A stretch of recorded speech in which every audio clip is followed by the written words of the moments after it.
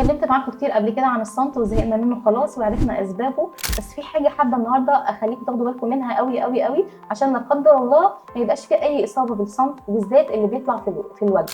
الصمت ده بنسميه فلات وورد او البلين وورد. للاسف بينتشر بسرعه جدا جدا جدا، وللاسف معظم البنات او معظم اللي بيجي له العدوى بيفكر ان هي حبوب عاديه، بس المشكله الوحيده ان هم بيلاحظوا ان هو سريع الانتشار.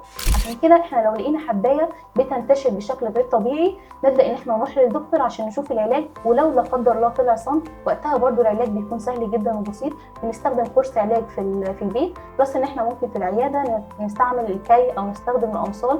كل ده سهل جدا. نحاول ان احنا بس لو رحنا اي مكان نعمل تنظيف بشره او نعمل اي جلسات تبقى الادوات كلها خاصه بينا ومعقمه كويس جدا جدا، وده طبعا بنشوفه بعيننا. تاني حاجه ان احنا لو رحنا نعمل اي جلسات لبشرتنا زي الليزر هير ريموفال لازم نستخدم البروتكتور الخاصه بينا.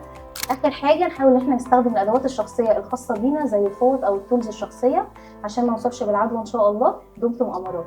معاكم دكتور اسراء عبد الرحمن، اخصائي الجلديه والتجميل والليزر من عيادات ليفلز فرع مدينتي.